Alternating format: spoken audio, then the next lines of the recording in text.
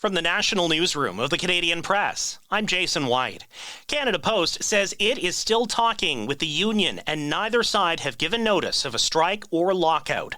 The Crown Corporation says both sides have agreed not to give notice of a work stoppage as long as the talks are productive. Postal operations are continuing as normal. The Canadian Union of Postal Workers could have been in a legal strike position as of today. Meanwhile, federal mediators are on scene to try to help avoid a lockout tomorrow at BC's ports. Federal Labour Minister Stephen McKinnon says businesses, workers, and farmers are counting on the ports and the Foremen's Union to reach a deal.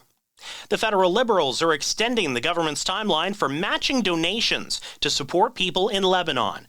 The deadline for donations was set to be today, but International Development Minister Ahmed Hussein has extended the deadline to November 17th. They're in desperate need of food, water, sanitation, and health services, emergency health services. So we are there, and we're involving the Canadian public so that we can double our impact by continuing to match donations. Ottawa's agreed to match donations the public makes to the Canadian Red Cross as well as to the Humanitarian Coalition of Charities to a maximum of $3 million each.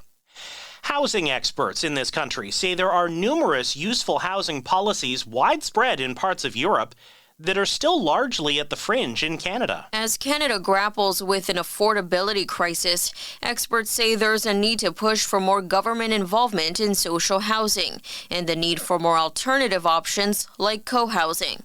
They say policies like long-term sustainable funding for social housing is key to maintaining supply over time. Experts add it's important to have a diversity of housing types to build resilience into the system. They say people shouldn't feel forced to buy into housing, and it shouldn't be seen as a necessity in building wealth. Brenda Molina Navidad, The Canadian Press. Canadians will soon learn more about the Bank of Canada's recent decision to cut its key interest rate by 0.5 percentage point to 3.75%. The central bank is set to release its summary of deliberations Tuesday. Then, coming up on Friday, Statistics Canada will release its latest snapshot of the country's labour market when it publishes its labour force survey for October. Canadian singer Lindsay Ell saw her dreams come to life when superstar Shania Twain recently asked if she would consider joining her on tour as lead guitarist. And I never saw being a sideman as part of my life. I'm used to being the front man of a band, but when Shania asks, you can't say no. I mean, it's Shania.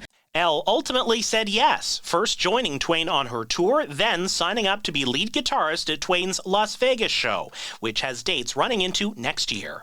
This is the Canadian Press.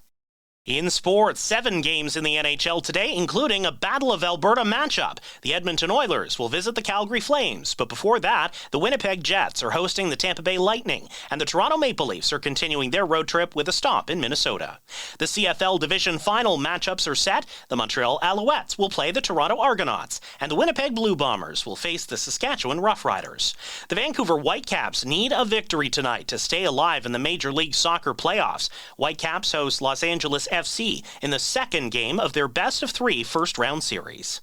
And Kenya's Sheila Chepkirui has won the women's race at the New York City Marathon. It was the last 1 mile. It was really hard, but I pushed myself to the limit, and I'm so happy. She finished the race in 2 hours, 24 minutes, 35 seconds, just 15 seconds ahead of defending champ Helen Obiri. From the Canadian Press, I'm Jason White. Thanks for listening. Don't forget to follow and subscribe. For more of today's top stories, visit thecanadianpressnews.ca.